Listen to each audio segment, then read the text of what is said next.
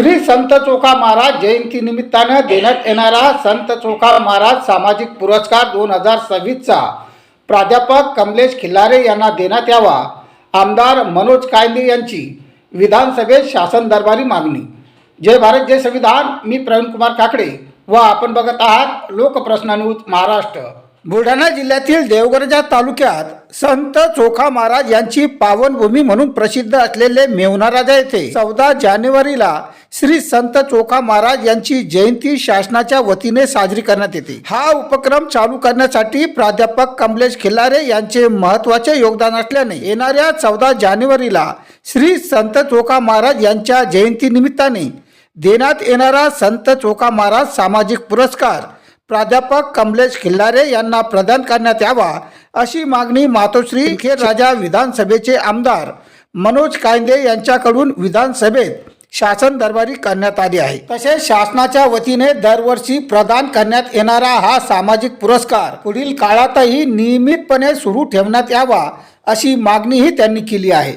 माझ्या मतदारसंघामध्ये संत चोखा महाराज चोखा मेळा यांचं जन्मस्थळ आहे। मेहुणा राजा हे गाव त्यांचं जन्मस्थळ आहे।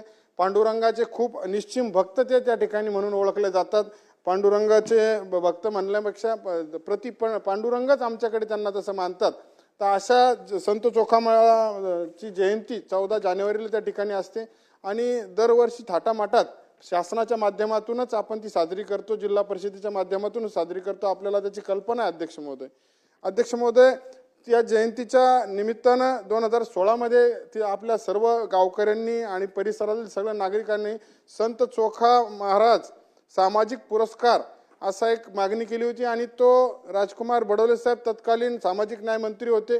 18-19ला तो वाटपही वितरितही त्या ठिकाणी करण्यात आला, पण त्यानंतर कुठेतरी ते पुरस्कार त्या ठिकाणी थांबवण्यात आला। अध्यक्ष महोदय, अत्यंत चांगल्या पद्धतीचा पुरस्कार मागवण्यात आला, दिल्यातही आला, परंतु त्यानंतर प्राध्यापक कमलेश खिल्लारे सर म्हणून आहेत, एक अत्यंत चांगला माणूस, प्रवर्तक आहेत त्या जन्मस्थळाचे, त्या संत चोखा महाराजांच्या, आणि त्या पद्धतीनं त्यांनी चांगल्या पद्धतीचं त्या ठिकाणी जन्मस्थळ उभा करण्याचं काम त्या ठिकाणी केलं। कसल्याही प्रकारचे आर्थिक अपेक्षा न ठेवता केलं।